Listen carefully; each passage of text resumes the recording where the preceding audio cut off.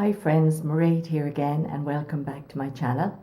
There is a tag doing the rounds at the minute on what it means to be Irish. So as tomorrow, on Tuesday the 17th, is St. Patrick's Day, I felt it was an appropriate tag to do at the minute, so bear with me and I'll tell you what it means to me to be Irish.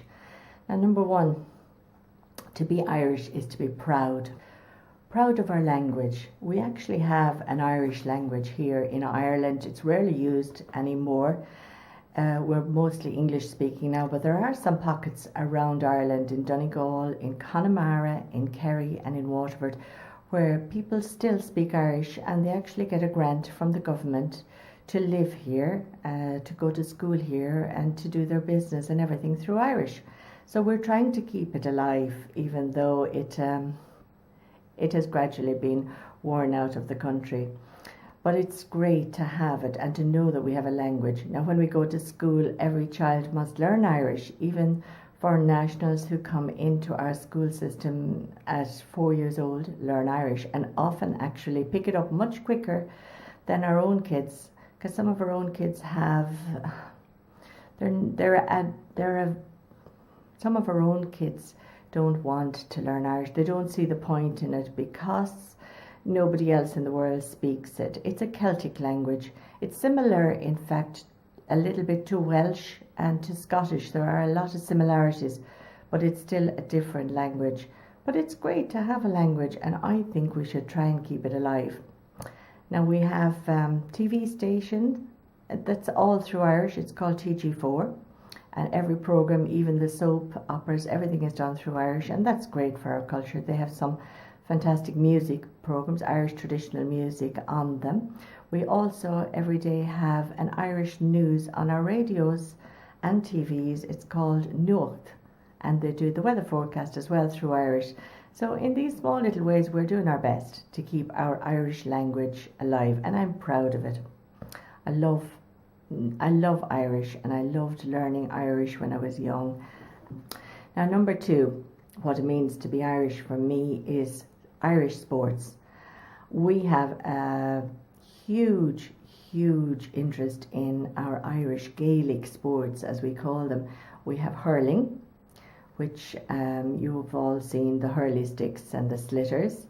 The men play hurling and the girls play camogie, and they're both extremely popular even from a young age here in Ireland. Everybody in school gets coaching lessons on them.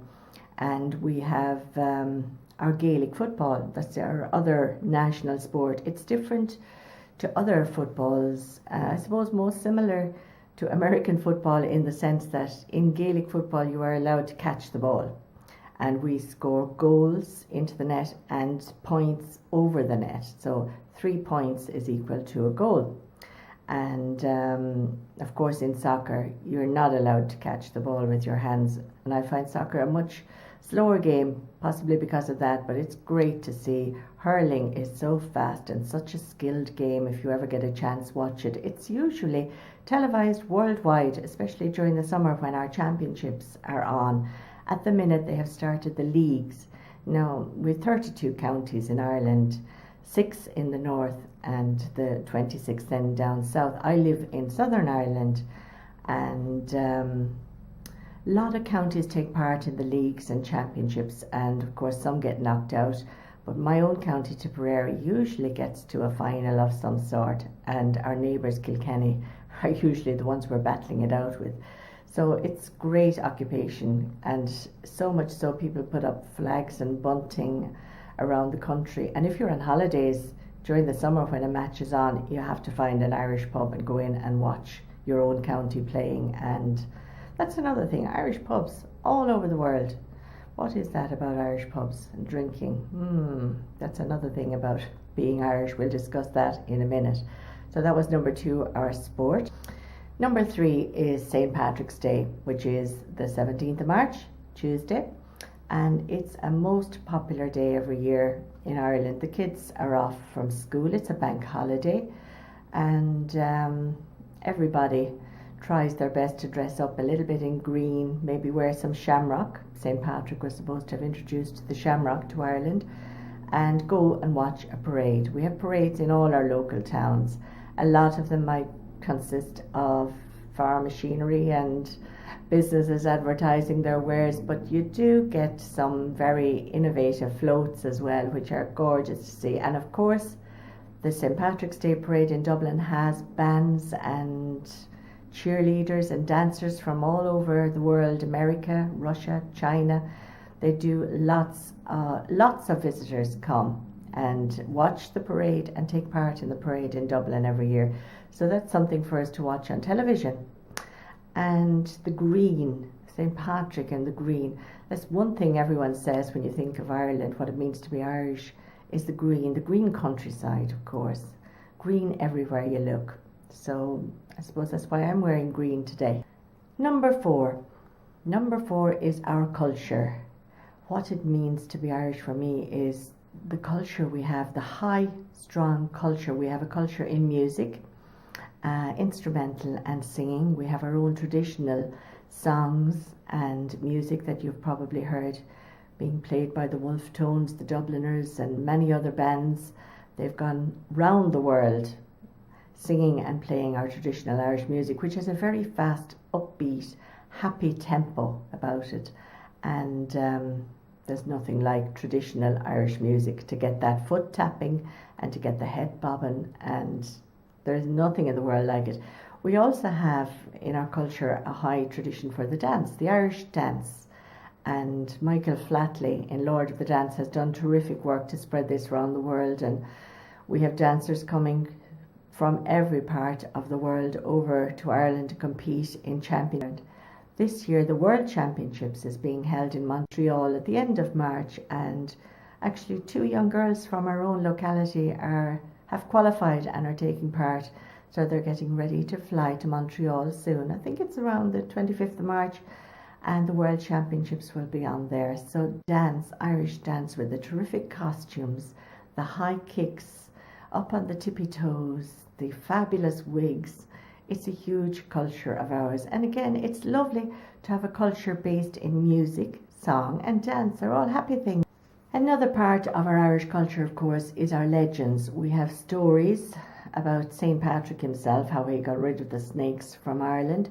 We have leprechauns, reportedly, in legends. We have crock of goals at the foot of rainbows. But we also have legends from the Celtic era. I've already done a video on our local mountain, which you might actually see out there in the background. Let's get a closer look. Oh, it's a bit foggy today. A little bit foggy today, but that's Lismoynan. Lismoynan is, I did a little video on it. It's the Irish words, and it means the mountain of the women. And we had old warriors back thousands of years ago who were very powerful and who fought for us and fought with swords, and that's one of their legends. And I have done a little video on that story. I'll link it below for anybody who wants to see it. So there's our culture. We have our music, dance and our legends. And now we also have the Gaeltacht. Now the Gaeltacht is the pockets of places around Ireland where Irish is still being spoken and is still the main language. There aren't too many. There are some in Kerry, County Kerry, down in our southwest coast, some in Connemara, one in Waterford, near where I live, in a place called Ring. Now every summer, I remember when I was young, parents would send their children here for 3 to 4 weeks. It was like a summer camp. But you stayed in houses in the locality, and you went into a kind of an Irish school every day, and you learned your Irish. It was the spoken Irish, and you were supposed to speak Irish all of the time when you were in the house with the ban on tea, we used to call the lady of the house, and with your friends when you were going swimming or walking or bike riding. It was all supposed to be done through Irish.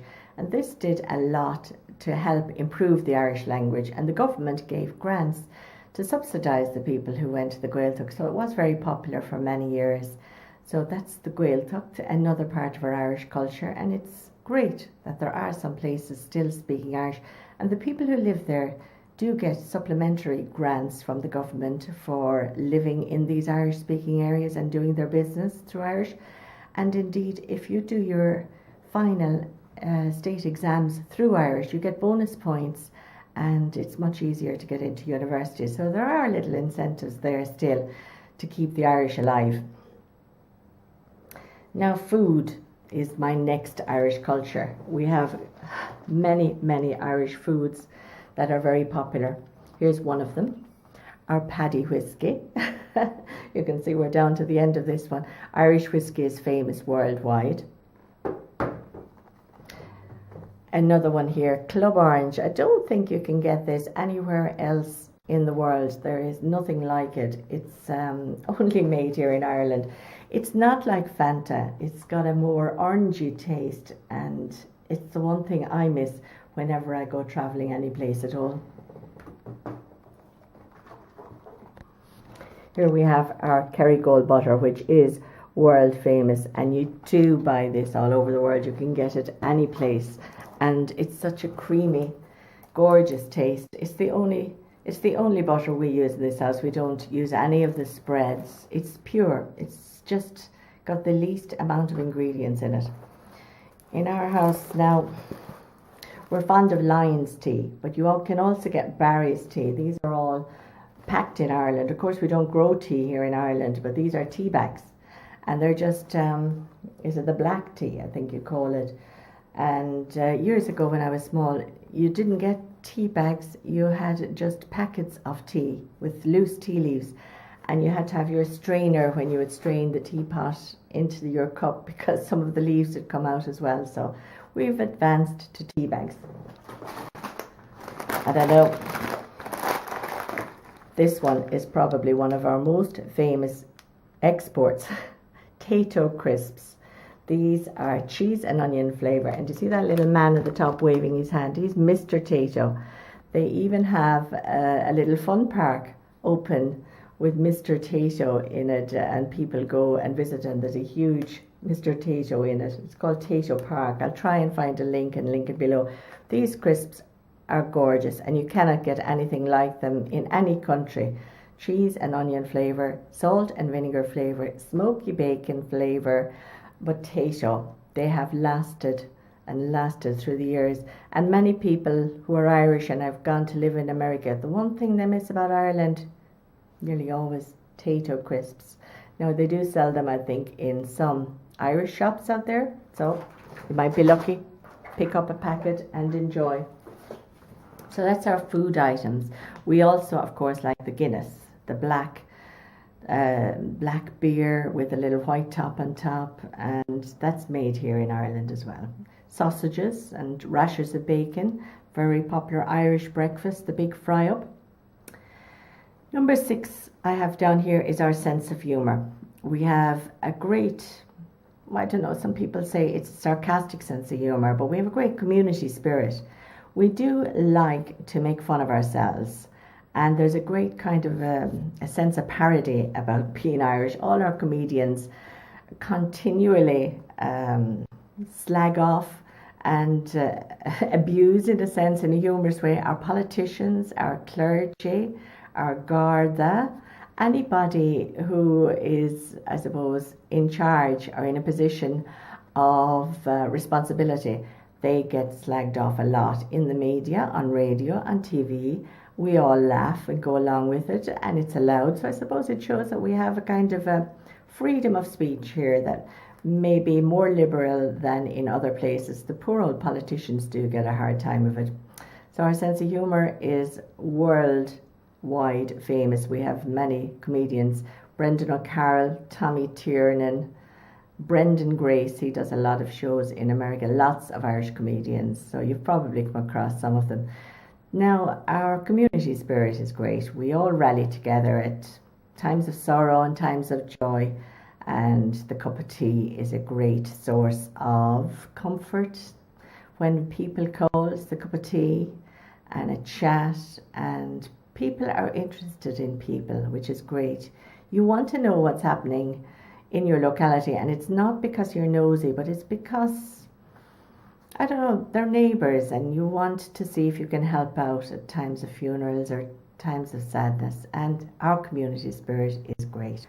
Number 7 I've down here is owning property. There is something about being Irish, what it means to be Irish. We have a great need to own property, either to own our own houses or to own land. If you're a farmer, it's very, very important to you to have land and to keep it in the family and to pass it down through the generations and to remember where it came from. But more than many places in the world, the desire to own our own dwelling house is amazing. Everybody kind of takes out mortgages when they get married, and very, very few people rent. You do rent in the cities because the price of housing is atrociously expensive. But out in the country, everybody aspires to own their own house. And in the recent mortgage crash there of the last few years, it has been difficult on people. They haven't been able to keep up with mortgage repayments. And unfortunately, this is the downside of owning your own house. A lot of them have been repossessed. But to the aspiration of owning the house, I think it comes from when we were occupied by our neighbours. The English, they came over here and occupied us, back in the 1700s, and they were our landlords, and all of the Irish had to pay them rent. And eventually, when we got our freedom from England, except for the 6 counties, of course, I think that's where the desire came to own your own place, because you were kind of under occupation for so long, you kind of wanted your own little patch of land. And like we say, at the end of the day, we'll all have the same 6 foot by 3 foot patch of land, and that's all we'll have to our name. But anyway, to get back to our lighter side, and to finish up, what it means to be Irish for me, it means that I should every day remind myself how lucky I am to live in such a beautiful place.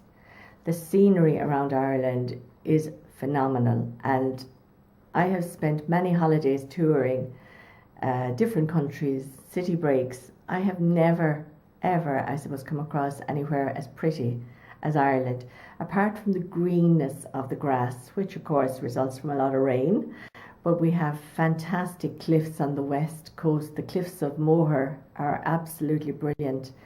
In County Clare, we have the Giant's Causeway up in County Antrim, which is amazing. If I get a chance, I will add some of these photos at the end of the video. We have fantastic waterfalls. We have amazing rivers and canals that you can actually hire boats on. We have beautiful seaside areas and woodlands. Woodland walking is becoming very popular in Ireland, because wherever you go in the country, you're not far from nature. That's the one thing I love about Ireland. You know, you only have to travel a few miles outside of a town and you're in the middle of nature, and it's still very much untouched. It's the grass is grown and used for cattle and corn is planted, but it's still very much in its original state, with fields mainly the same size that they always were. The second thing about what it means to be Irish is friendliness. Chatting to people you meet, saying hello even to strangers. Thank you all for subscribing. If you liked the video, press the like button and I'll get back to you if you comment. So take care till we meet again. Slán go fóill. Goodbye. Giving them